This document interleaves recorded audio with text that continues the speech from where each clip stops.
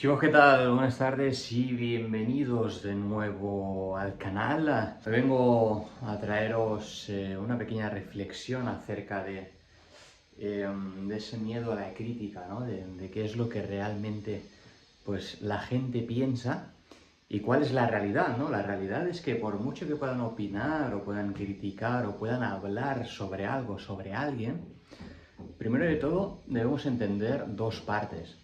La primera es que nuestro ego nos puede llevar a un punto en el que pensemos, ostras, yo me siento, o el ego en este caso se siente mucho más reconfortado, si piensa que hay alguien que realmente le está dando su atención y realmente está preocupado o pensativo por algo que tiene la otra persona o que ha pasado con otra persona, ¿no? Eso también es parte del ego de uno mismo de decir, ostras, alguien está pensando en mí. Y al mismo tiempo eso satisface. ¿Por qué? Porque hay alguien en el cual ha captado la atención del consumidor en este sentido, ¿no? La atención de la otra persona y por lo tanto el ego se satisface porque sabe que hay alguien que está hablando directamente de esa persona. Luego, el otro punto, el número dos, es que realmente a nadie le importa y realmente la otra persona piensa que están pensando en él o que hablan de él y realmente ese nivel de captación no está. Realmente no hay nadie que esté objetivamente hablando de esa persona, ¿no? Diferentes análisis por parálisis, ¿no? Hay diferentes parálisis, diferentes momentos en la vida los cuales nos dejan pensativos, los cuales nos dejan de cierta manera bloqueados, ya que pensamos que dependiendo qué hagamos recibiremos una opinión u otra. Y es que muchas veces nos dejamos llevar por ese estado más mental y nos dejamos llevar desde un punto en el que pensamos que por mucho que queramos hacer algo, estamos pensando en el qué dirán, en el qué puede criticar la otra persona, qué es lo que puede llegar a pensar la otra persona acerca de una misma situación, ¿no? Y todo eso es lo que nos va impidiendo dar diferentes pasos en la vida, ¿no? Yo, por ejemplo, si hago memoria, a mi 2021, que yo tendría unos 23, 24 años, por ejemplo, claro, yo daba diferentes pasos, ¿no? Siempre me he dedicado al mundo de la hostelería. Y en el mundo de la hostelería, cuando yo di mi inicio a los 16 años, yo siempre tuve esas ganas de ir creciendo, de cada año ir a mejor, ir progresando y estar en mejores restaurantes o en restaurantes un poco más lujosos o siempre con la perspectiva de, pues, de seguir creciendo, ¿no? De crecimiento, ¿no? Yo fui guiado, fui moviéndome por unas líneas las cuales perdonad por las obras de fondo, por unas líneas por las cuales yo quería crecer como persona, pero al mismo tiempo quería ayudar a otras personas. ¿De qué manera sentía que estaba ayudando a otras personas en el mundo de la restauración? Sentía que estaba ayudando a esas personas en el mundo de la restauración cubriendo las necesidades básicas de comer. ¿Vale? Ante una necesidad, nosotros aportábamos ese valor de servicio y por lo tanto aquellas personas se marchaban más felices porque les habíamos ayudado a completar algo que realmente tenían necesidad en aquel entonces, ¿no? Ayudábamos a solucionar una necesidad de corto tiempo como es ir a comer o ir a cenar, ¿vale? Sin extrapolarme demasiado, sin marcharme a diferentes tecnicismos, el punto aquí es que yo siempre tuve esa voluntad de querer ayudar a los demás, pero no por una parte de simplemente ayudar, sino porque realmente a mí como me hacía sentir era de una manera muy buena, era de una manera muy positiva, muy agradable. Por lo tanto, yo quería más de eso, ¿no? Para satisfacer mi parte más consciente, no mi parte más de ego, sino mi parte más consciente, porque cada persona al fin y al cabo tenemos dos partes de persona dentro de nosotros. Tenemos la parte consciente, que es nuestro verdadero yo, y tenemos la parte del ego, que es la que más se irrita ante una situación y por lo tanto nos guía de manera más descontrolada en el día a día, ¿no? Por lo tanto, todo eso en el 2021, a mis 23, 24 años, yo tenía ese miedo a la crítica o ese miedo al que dirán. ¿Por qué?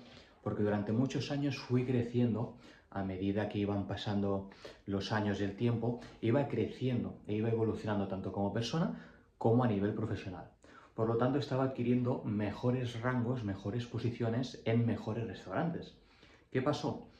Que llegó un día en el que yo dije, cierro esta etapa, porque yo me dedicaba al mundo de la alta gastronomía, al mundo de restaurantes de estrella Michelin, restaurantes gastronómicos, 1, 2 estrellas, 3 estrellas, que son menos degustaciones súper largos, 2, 3 horas comiendo, cenando, tal y cual, y era algo que me hacía sentir muy bien, que me hacía sentir completo, porque realmente era algo que sentía que estaba muy valorado, pero decidí cerrar esa etapa. ¿Por qué? Porque había una parte más mía que me decía que había una parte como más sobreactuada, como más técnica, más robotizada en cierto sentido, porque era, por mucho que cada persona o cada cliente te esté dando diferentes experiencias, al final sentía que siempre eran las mismas bases y no te podías salir de ahí. No podías tener ese exceso de confianza con el cliente porque al final estabas cubriendo una posición y una experiencia la cual engloba el restaurante y tú mismo necesitabas estar siempre en una misma línea, ¿no? Por lo tanto, decidí salirme de ahí y me fui a algo un poco más campechano, como se entiende, y que fuera más acorde a mi persona, un poquito más social, de poder hablar, de poder palmear en la espalda sin que pase nada, poder hablar con un cliente tranquilamente de diferentes temas, tocarlos, etc. Por lo tanto, ese miedo a la crítica me vino por parte de mis directores, de mis maîtres. ¿Por qué? Porque son gente muy respetable y muy conocida en el mundo de la restauración y al final la opinión que pudieran tener ellos acerca de esto era algo que a mí me bloqueaba, era ese análisis por parálisis. Yo tenía ese bloqueo de decir, ostras, ¿qué van a pensar? Porque siempre ellos me dieron ese empujón de que realmente tenía muchas características y tenía muchas habilidades para poder llegar a alto en esta situación, ¿no? Pero, aunque yo mismo en mis inicios me viera que sí, que realmente podía llegar a algo así, yo fui perdiendo ese fuelle, perdí un poco ese fuelle, esa línea, esas ganas con el tiempo, porque vi que realmente no me iba a dar ese estilo de vida que quería, ¿no? Pasaba todo el día fuera de casa, pensaba, ostras, el día que sea padre, pues no sé si voy a estar 14 horas fuera de casa, cada día turno partido, tal y cual. Entonces a medida que vas creciendo, ¿no? Pues vas pensando, ¿no? En tu vida y vas diciendo, vale, estructura así esto, quiero esto en mi vida, organizo esto, quiero tener este tiempo, tal cual, no sé qué, ¿no? Por lo tanto, esa libertad que no tenía a nivel físico, porque siempre estaba yo metido en un restaurante, pues la quería más para un futuro, ¿no?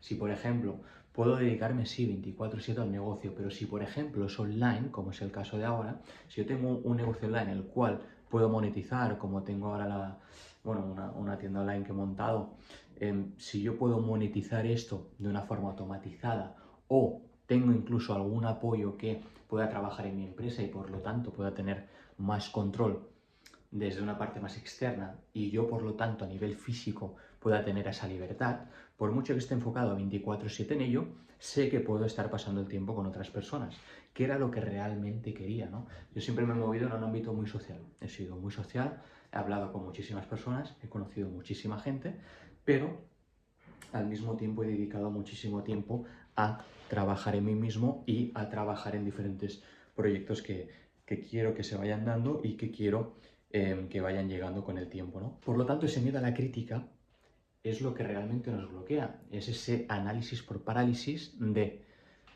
no sé qué va a pasar, qué van a decir, qué van a pensar de mí, tenía esta proyección, tenía este futuro, tenía todo asegurado y ahora de repente quiero cambiar. ¿Y qué es lo que pasa aquí? Que realmente el que se tiene que priorizar en esta vida eres tú. Tú tienes que llegar a esta vida, a este punto en el cual decir, vale, yo he llegado a este mundo solo, voy a morir solo, voy a llegar aquí solo, me voy a ir de aquí solo. Por lo tanto, la vida al final la va a regir una persona. Tu vida está dirigida por ti mismo, nadie más la puede dirigir. ¿Qué pasa? Muchas veces ese miedo, como pasa con los padres, por ejemplo, los padres cuando tú les dices no, quiero emprender, no, quiero viajar, no, quiero tal, no, quiero cual, los padres al final están muy programados, sobre todo en estas generaciones, están muy programados por los miedos que ven.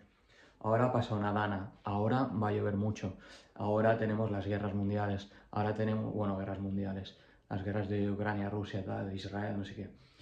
Tenemos todo esto, ¿no? Y los padres que son mucho más consumidores de televisiones, de lo que escuchan, radios, tal, al final están programados ya con ese miedo. Y por lo tanto ese miedo a los seres queridos, porque ese propio miedo lo traspasan a los seres queridos mediante una emoción. Durante esa propia emoción, tú catapultas directamente esa emoción, la arraigas desde el miedo a tu ser querido. La misma emoción del miedo que es tan poderosa, la vas a extrapolar a esa emoción que tú tienes de sentimiento de amor por tus propios hijos, ¿no? Como es el caso. Por lo tanto, ese propio miedo de arriba, porque a mí, por ejemplo, mi director, el que era aquel entonces, para mí era un padre y yo para él era un hijo y nos lo habíamos dicho y nos queríamos un montón. Entonces el miedo que tenía él era de que yo me desviara un poco de ese camino, de que dijera no, ya estoy cansado de este mundo y por lo tanto lo que él me recomendaba era seguir. Y siempre me decía, márchate a Mónaco, que es la mejor sala del mundo, el mejor servicio de sala del mundo, márchate a Inglaterra, fortalece tus idiomas, tal y cual, porque sabía que ese camino se podía ir dando. Y al mismo tiempo él cubría esa necesidad de miedo, porque decía, ostras, este tío tiene mucho futuro, puede ser puntero en el mundo o en España, pero ese propio miedo gobernaba sus decisiones, ese propio miedo gobernaba a él, te llevo aquí, te llevo allá, vete para aquí, vete para allá.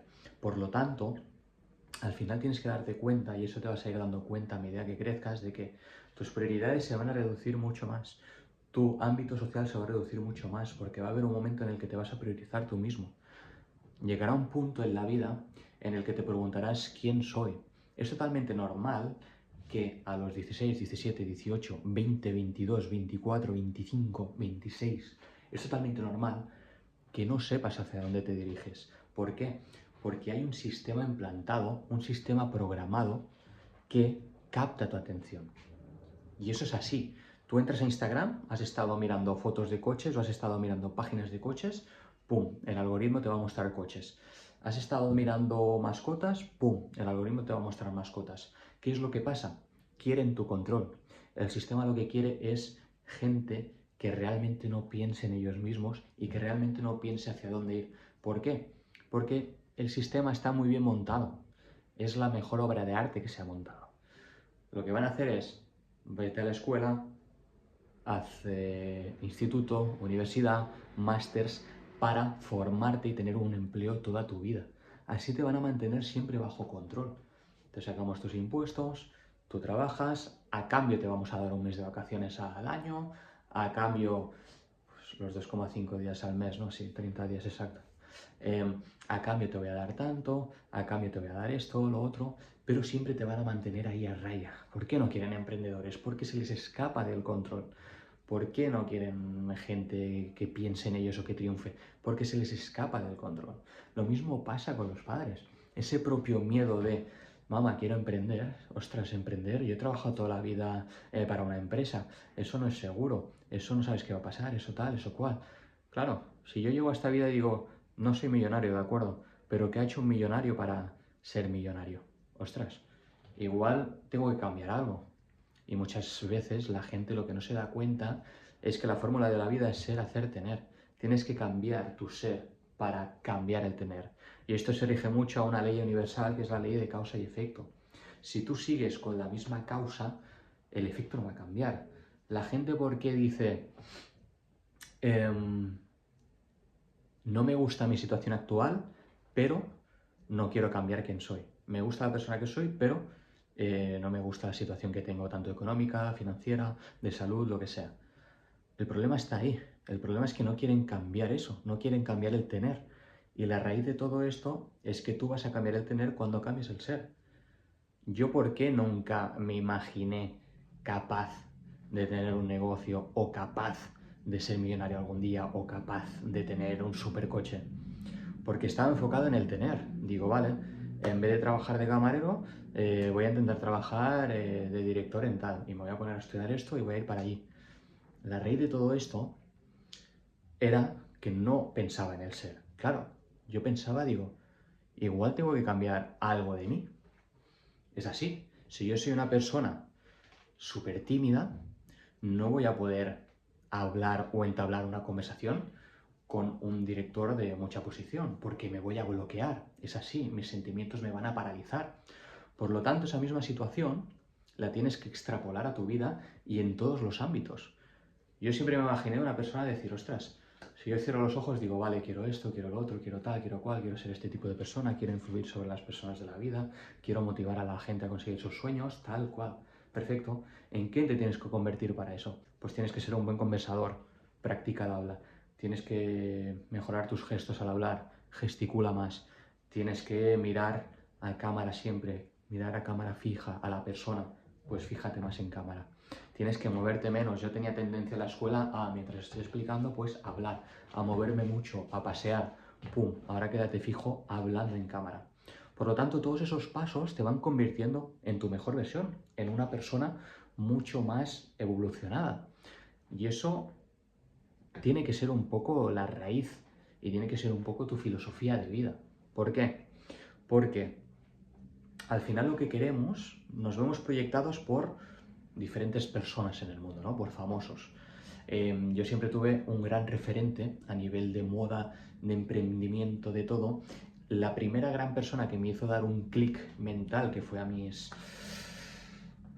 creo que fue a mis 22, 23 años, yo hice un clic mental que me catapultó a cambiar mi ser. Porque quería diferentes cosas que entendía que no estaba consiguiendo por cómo era.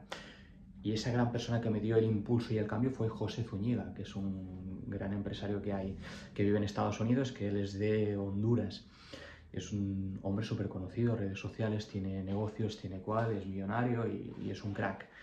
Entonces yo descubrí a este hombre, me dio el cambio a nivel de moda, a nivel de mindset, a nivel de emprendimiento, a nivel de negocio, de todo, de absolutamente todo, reformateó mi ser y por lo tanto di ese impulso.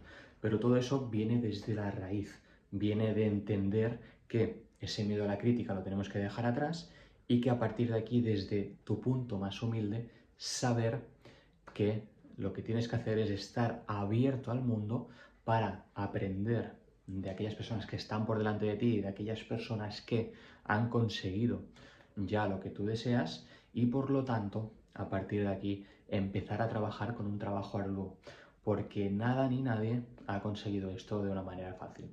Por lo tanto, este es el vídeo que te quería dejar hoy, una pequeña reflexión que quería compartir con todos vosotros. Recordad que me podéis encontrar en diferentes redes sociales y nos veremos en próximos vídeos. Chao.